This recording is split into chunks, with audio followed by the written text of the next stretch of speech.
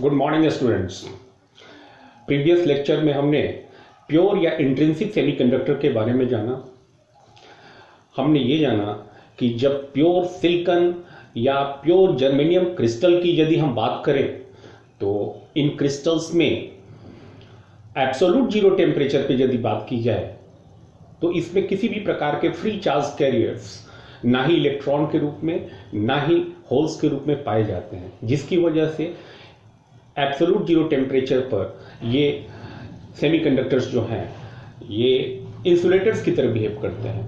लेकिन जैसे जैसे टेम्परेचर हम बढ़ाते हैं, रूम टेम्परेचर पर आते आते इतनी अधिक थर्मल एनर्जी हो जाती है कि उस थर्मल एनर्जी की वजह से बहुत सारे कोवैलेंट बॉन्ड्स टूट जाते हैं और जितने बॉन्ड्स टूटते हैं उतने ही इलेक्ट्रॉन्स और उतने ही संख्या में होल्स प्रोड्यूस होते हैं और फिर ये दोनों तरह के चार्ज कैरियर्स जिसमें इलेक्ट्रॉन नेगेटिव चार्ज की तरह बिहेव करता है, holes being the void being the absence of electron, deficient site of electron, वो एक पॉजिटिव चार्ज कैरियर की तरह एक्ट करता है।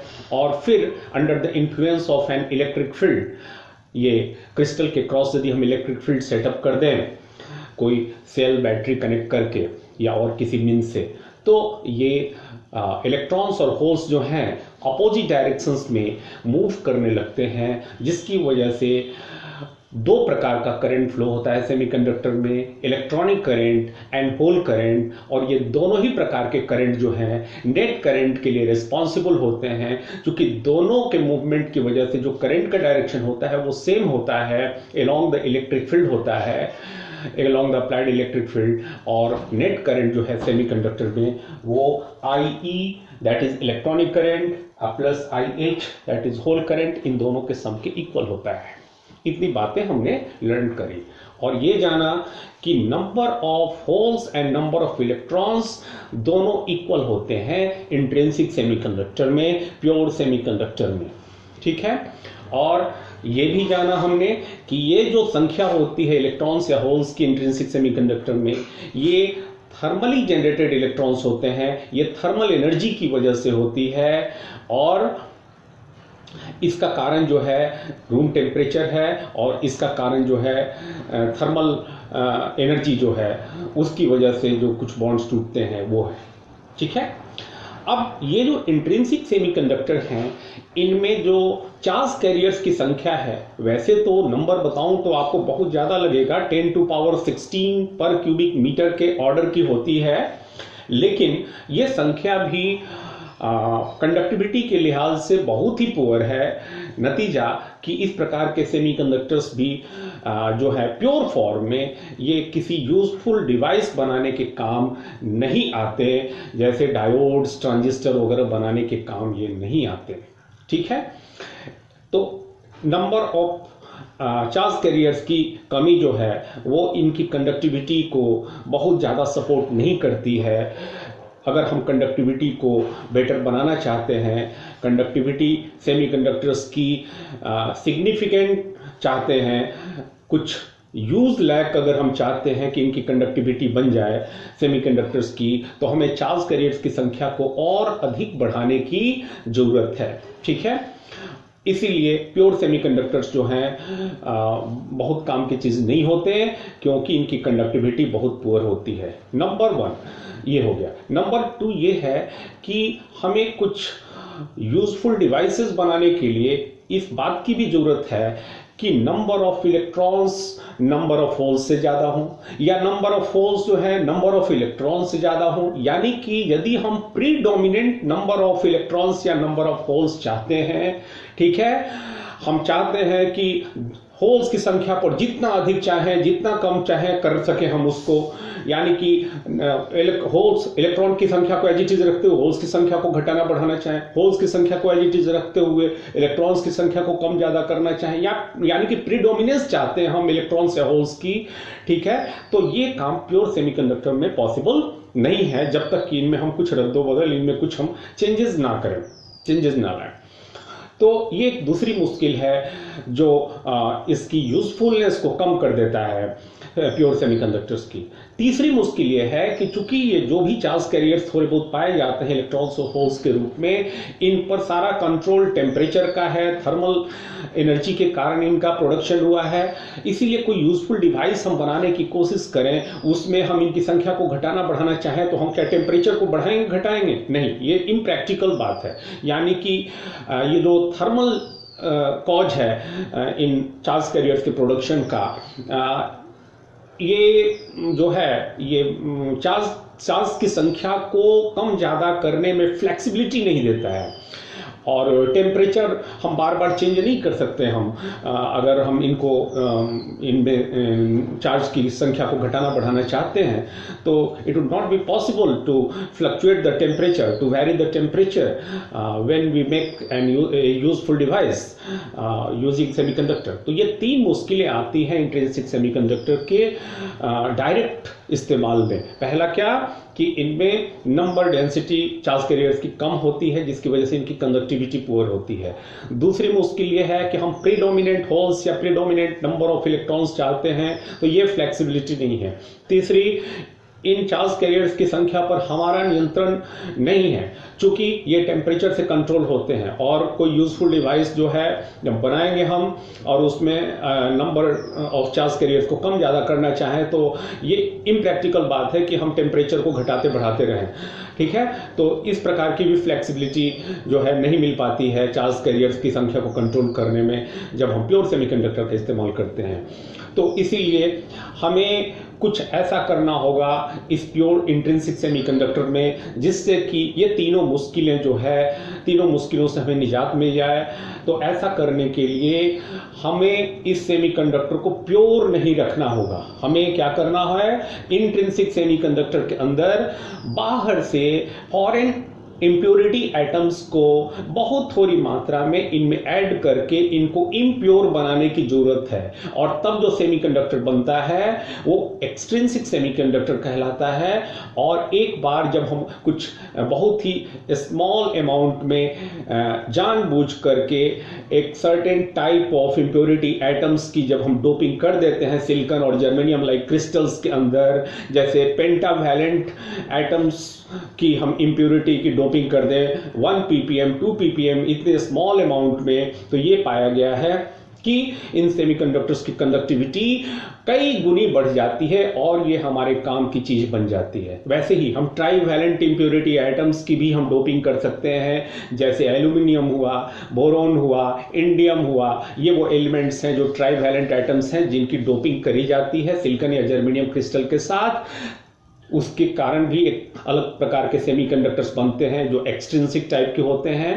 ठीक है, तो या तो पेंटावैलेंट इम्प्योरिटीज की डोपिंग करके लाइक फॉस्फोरस, आर्सेनिक, इस प्रकार के एटम्स की हम सिलिकॉन जर्मेनियम क्रिस्टल में डोपिंग करके, या trivalent impurity atoms like boron, aluminium, indium like atoms की डोपिंग करके हम एक्सट्रिंसिक सेमीकंडक्टर बनाते हैं।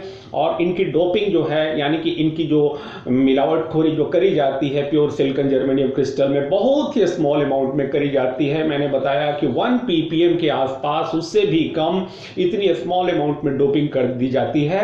और इतनी स्मॉल अमाउंट में डोपिंग कर देने से ही इनकी कंडक्टिविटी जो है सेवरल टाइम्स इंक्रीज हो जाती है इन सेमीकंडक्टर्स की। And now we can make useful devices when our semiconductor becomes extrinsic type.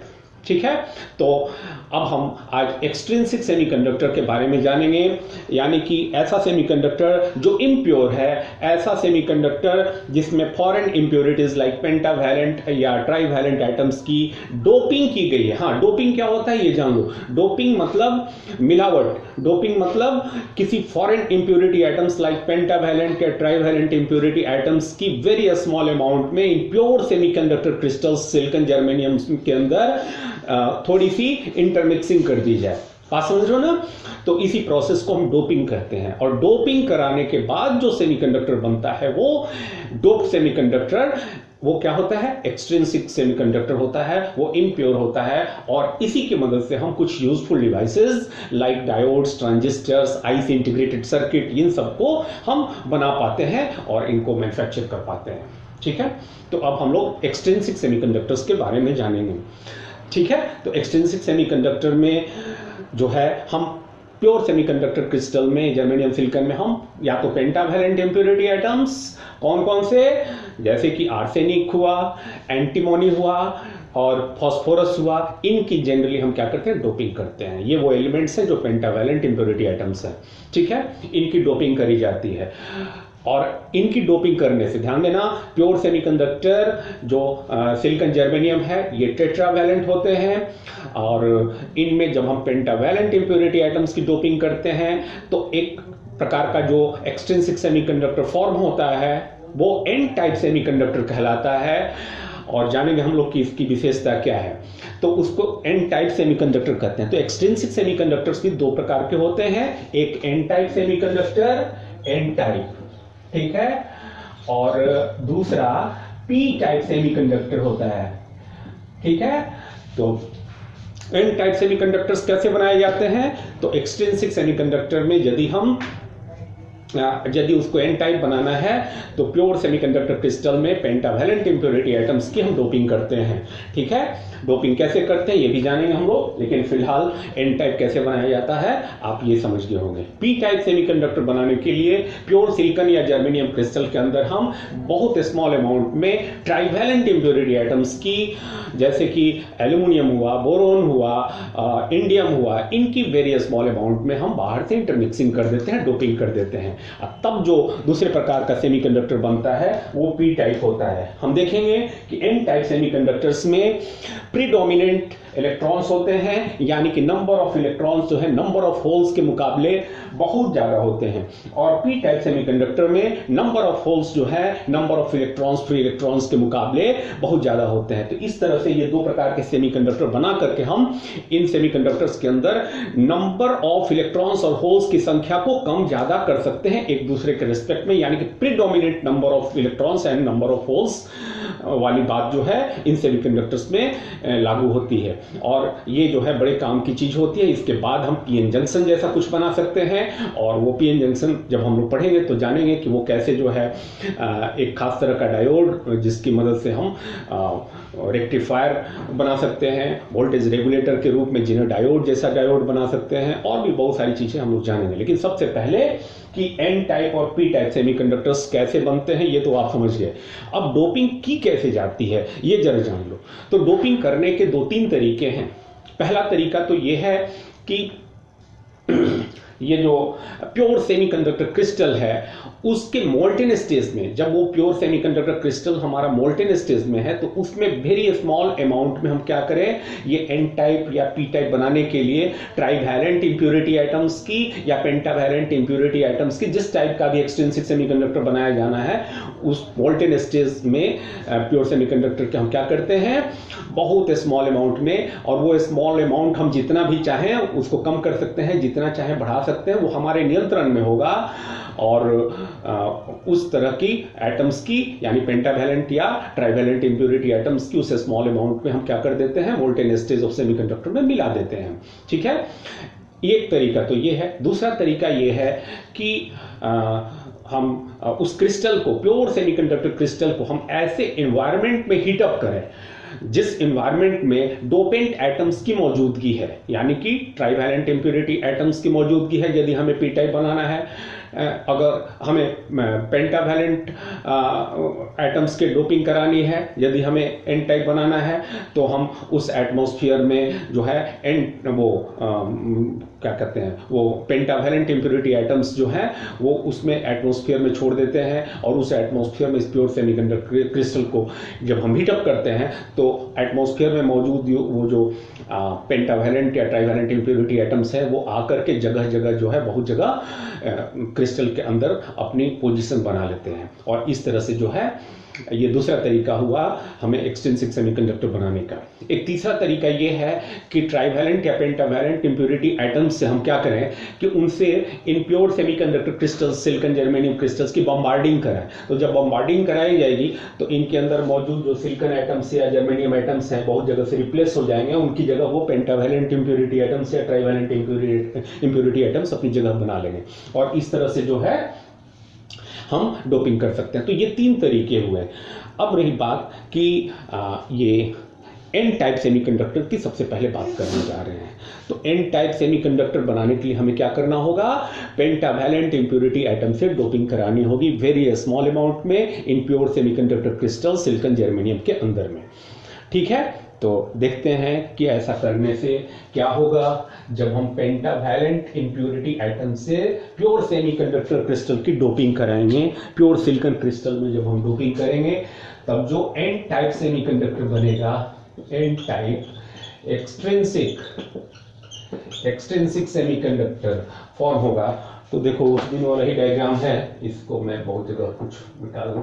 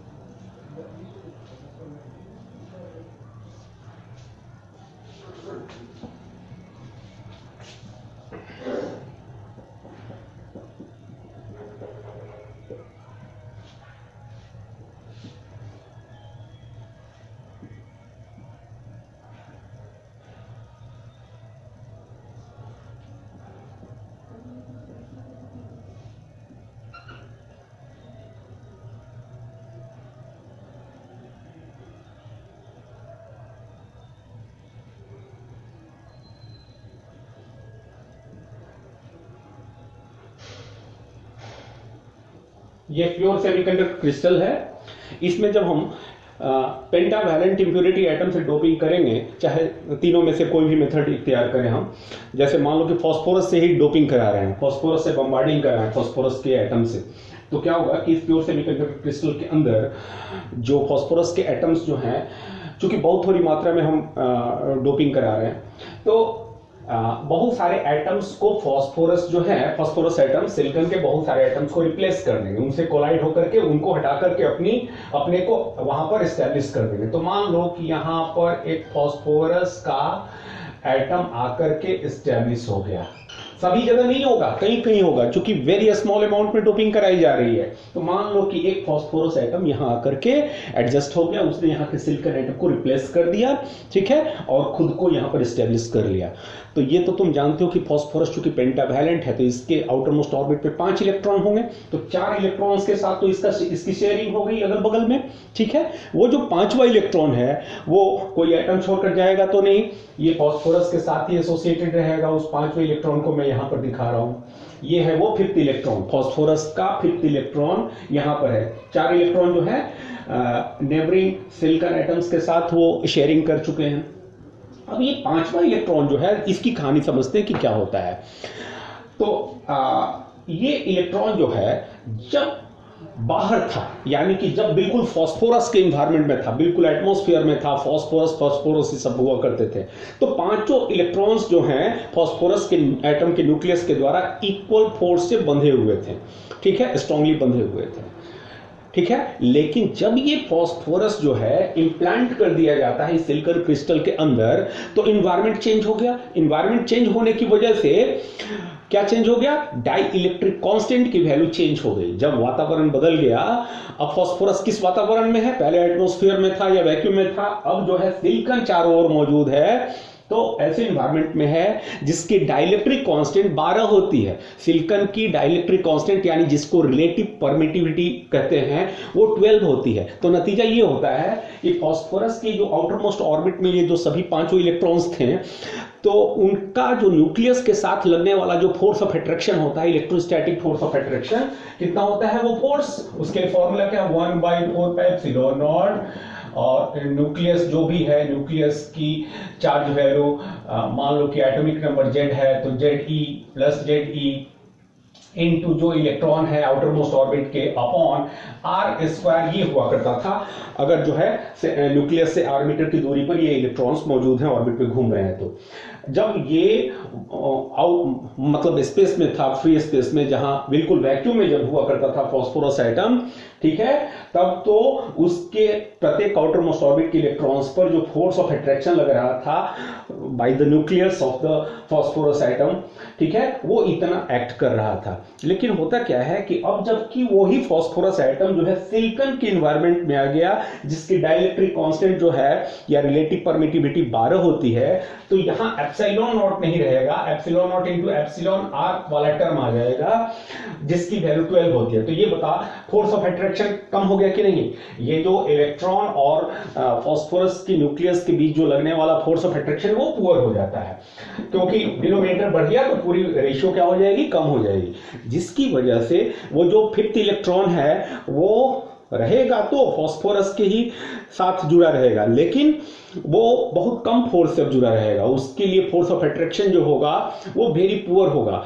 तो ये पांचवें इलेक्ट्रॉन पर ये फास्फोरस के न्यूक्लियस की पकड़ जो है थोड़ी सी लूज हो जाती है, थोड़ी नहीं बहुत कम हो जाती है, और इस अट्रैक्शन के कम होने की वजह से इस इलेक्ट्रॉन को फ्री करना बहुत आसान हो जाता है। ठीक है, जर्मेनियम के केस में इस इलेक्ट्रॉन को फ्री करने के लिए यह पाया गया है प्रैक्टिकली एक्सपेरिमेंटली कि इस पांचवें इलेक्ट्रॉन को जर्मेनियम का केस, अगर ये जर्मेनियम का एनवायरनमेंट है तो उसमें इसको फ्री करने के लिए 0.01 इलेक्ट्रॉन वोल्ट एनर्जी की जरूरत पड़ती है, इतनी स्मॉल अमाउंट ऑफ एनर्जी की जरूरत पड़ती है। वैसे ही सिलिकॉन के एनवायरनमेंट के केस में इस फिफ्थ इलेक्ट्रॉन को वो फ्री करने के लिए करीब 0.05 इलेक्ट्रॉन वोल्ट एनर्जी की जरूरत पड़ती है, और ये एनर्जी जो है रूम टेम्परेचर पर थर्मल एनर्जी के रूप में मिल जाती है इन इलेक्ट्रॉन्स को, और ये बड़े आसानी से ये फिफ्थ इलेक्ट्रॉन जो है रिलीज हो जाता है अपने फास्फोरस एटम को छोड़ करके, और ये फ्री हो जाता है। ये पांचवा इलेक्ट्रॉन फ्री होकर के इंटर एटॉमिक स्पेसिंग से होकर के रैंडमली मूव करने लगता है, यानी कि जितने भी जिन जिन जगह पर ये फास्फोरस एटम या जो भी पेंटावैलेंट इंप्योरिटी एटम हो जिस रूप में भी, तो वो जहां जहां उसने सिलिकॉन या जर्मेनियम क्रिस्टल में अपनी जगह बनाई है तो वो क्या करेगा? एक इलेक्ट्रॉन डोनेट करेगा। तो प्रत्येक पेंटावैलेंट इंप्योरिटी एटम क्या करता है? वो एक एक इलेक्ट्रॉन को डोनेट करता है। ठीक है, अगर एक एक इलेक्ट्रॉन भी डोनेट करता है तो सोचो मिलियंस एटम्स होंगे, ठीक है, इन पेंटावैलेंट इंप्योरिटी के, तो millions of electrons additional produce हो गए। ठीक है, नतीजा ये होता है कि पहले से तो इलेक्ट्रॉन्स थे ही थर्मली जनरेटेड, पहले से तो होल्स थे ही थर्मली जनरेटेड जिनकी संख्या बराबर हुआ करती थी। अब इन पेंटावैलेंट इंप्योरिटी एटम्स के इंप्लांटेशन की वजह से एक्स्ट्रा चार्ज कैरियर्स के रूप में एक्स्ट्रा नंबर ऑफ इलेक्ट्रॉन्स जो हैं क्रिएट हो गए। नतीजा ये होता है कि ये इस प्रकार के सेमीकंडक्टर में जिनमें पेंटावैलेंट इंप्योरिटी एटम से डोपिंग करी जाती है, प्रीडोमिनेंट नंबर ऑफ इलेक्ट्रॉन्स होते हैं। नंबर ऑफ इलेक्ट्रॉन्स जो है उनकी संख्या नंबर ऑफ होल्स के मुकाबले बहुत अधिक हो जाती है। Number of electrons number of holes के मुकाबले एन टाइप सेमीकंडक्टर में बहुत अधिक होते हैं, और ये जो इलेक्ट्रॉन्स होते हैं इनकी संख्या दो कारणों से है। पहला, थर्मली जनरेटेड इलेक्ट्रॉन्स तो है ही हैं, दूसरा इन पेंटावैलेंट इंप्योरिटी एटम्स जो हैं डोनर एटम्स कहलाएंगे। ये इन डोनर एटम्स के द्वारा जो डोनेटेड इलेक्ट्रॉन्स हैं, प्रत्येक डोनर एटम एक एक इलेक्ट्रॉन डोनेट करेगा, तो सोचो बहुत थोड़ी डोपिंग भी करी जाए तो large number of pentavalent impurity atoms होंगे, जिसकी वजह से जो extra electrons in donated electrons जो इन एटम्स के द्वारा डोनेट किए जाएंगे पेंटावैलेंट इंप्योरिटीज के द्वारा, तो ये एक्स्ट्रा नंबर ऑफ इलेक्ट्रॉन्स जो होंगे वो उनको ऐड कर दें प्रीवियसली पहले से मौजूद जो थर्मली जनरेटेड इलेक्ट्रॉन्स थे, तो नंबर ऑफ इलेक्ट्रॉन्स बहुत अधिक हो जाते हैं नंबर ऑफ होल्स के मुकाबले, क्योंकि होल्स जो है वो तो थर्मली जनरेटेड ही रहे, जबकि इलेक्ट्रॉन्स जो है इन डोनेटेड इलेक्ट्रॉन्स भी हैं और ये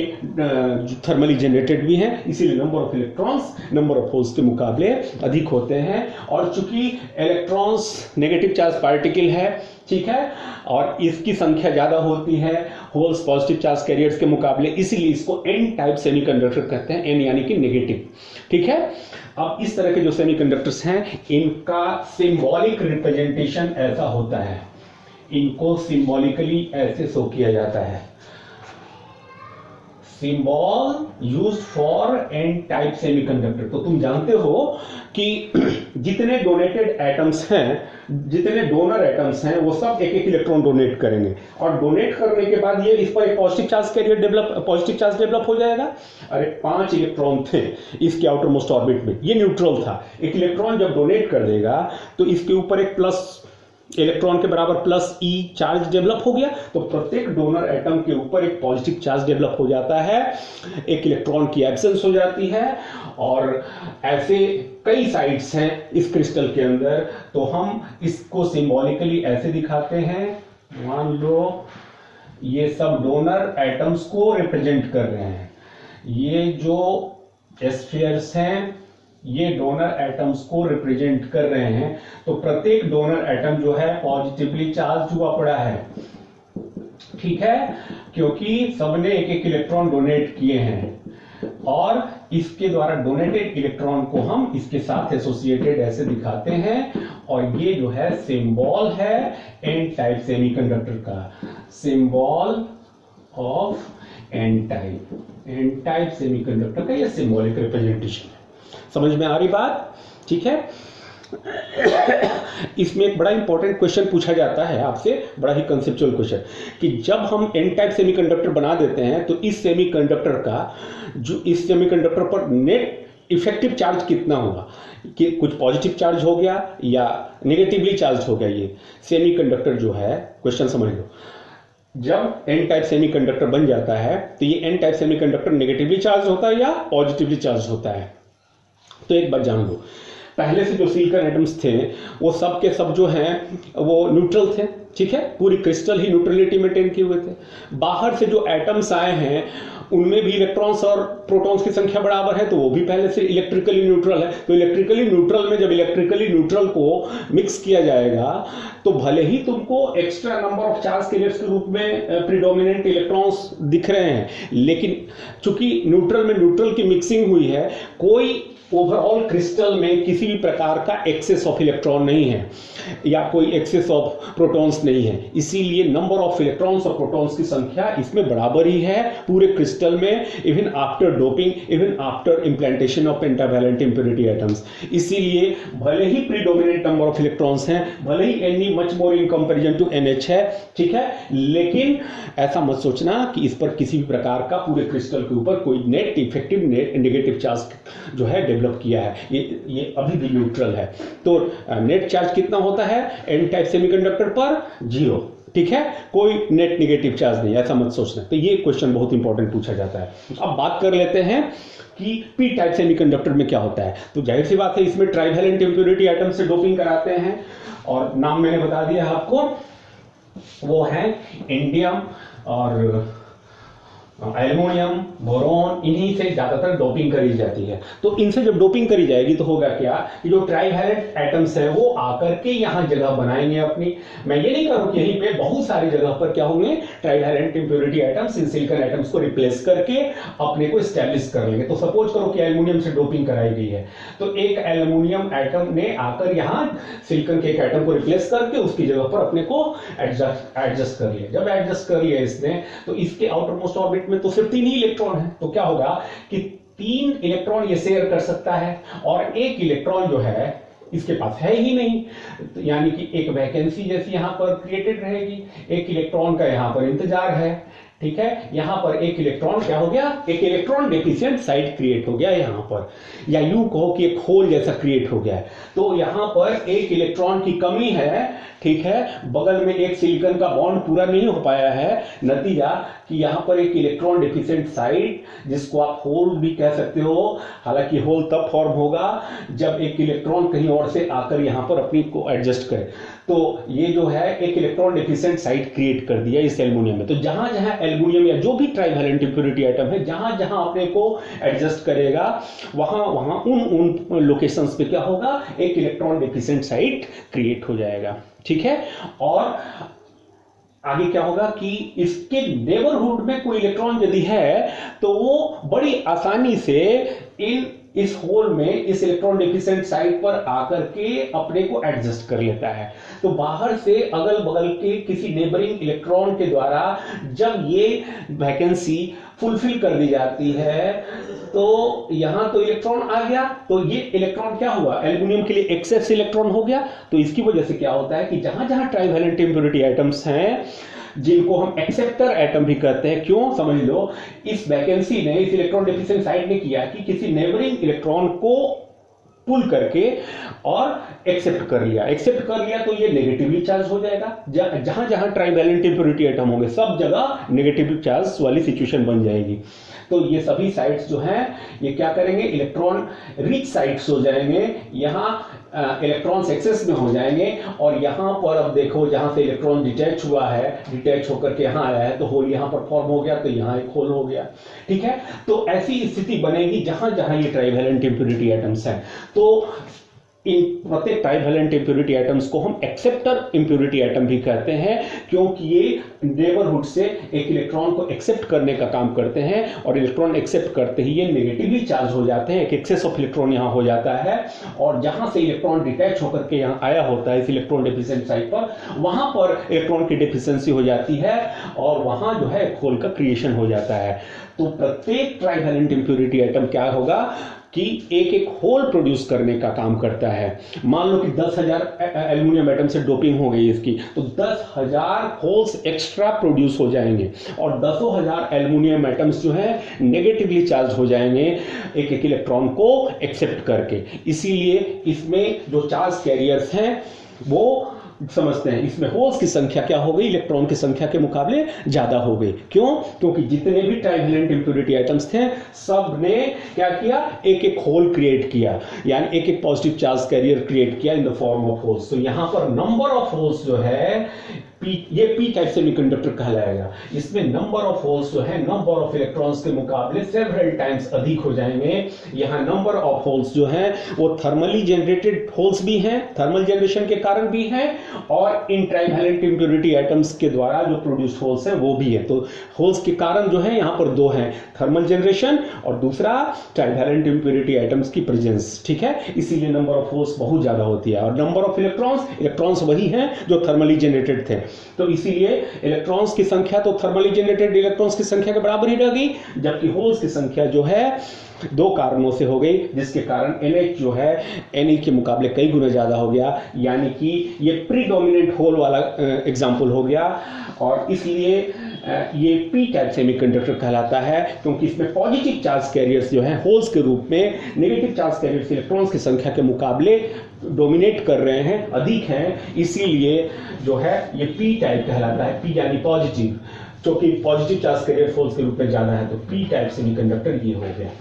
ठीक है, अब इसका सिंबॉलिक है तो ये समझ गए तुम लोग पूरी कहानी। और पी टाइप सेमीकंडक्टर में भी अगर कोई पूछे कि पूरी सेमीकंडक्टर क्रिस्टल पर नेट चार्ज कितना है, नेट चार्ज कोई पॉजिटिव चार्ज नहीं है। क्यों? क्योंकि आने वाले जो भी ट्राइवैलेंट इंप्योरिटी एटम्स थे वो भी, उनमें भी नंबर ऑफ इलेक्ट्रॉन्स प्रोटॉन्स बराबर थे, वो पहले ही से न्यूट्रल था, और जिनकी डोपिंग कराई गई है जिस क्रिस्टल की भी, वो भी पहले से इलेक्ट्रिकली न्यूट्रल था, इसलिए कोई नेट चार्ज डेवलप नहीं होता है। हाँ, number of holes number of electrons को डोमिनेट करेंगे, ये एक अलग बात है, बट पूरे सेमीकंडक्टर क्रिस्टल पर किसी भी प्रकार का नेट चार्ज नहीं होता है। अब इसकी सिंबॉलिक रिप्रेजेंटेशन की बात करें तो जितने भी एक्सेप्टर इंप्योरिटी एटम्स हैं, trivalent impurity atoms, acceptor impurity atoms, वो क्या करेंगे, एक एक इलेक्ट्रॉन्स एक्सेप्ट कर रहे हैं और एक्सेप्ट करने के बाद वो नेगेटिवली चार्ज हो जाएंगे। तो नेगेटिव एक्सेप्टर कोड दिखाओगे, ये एक्सेप्टर कोड्स हैं जो नेगेटिवली चार्ज हो गए,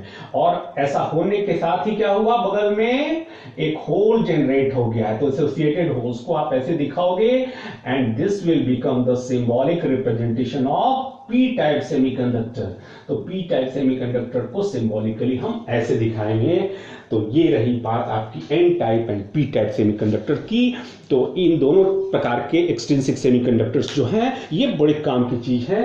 कल के लेक्चर में हम लोग जानेंगे कि ये कैसे जो है इनकी मदद से हम पीएन जंक्शन का फॉर्मेशन करते हैं, और पीएन जंक्शन पर क्या होता है और कैसे वो हमारे लिए यूजफुल डिवाइस बनाने के काम आता है। तो आज के लिए इतना ही। Thank you very much.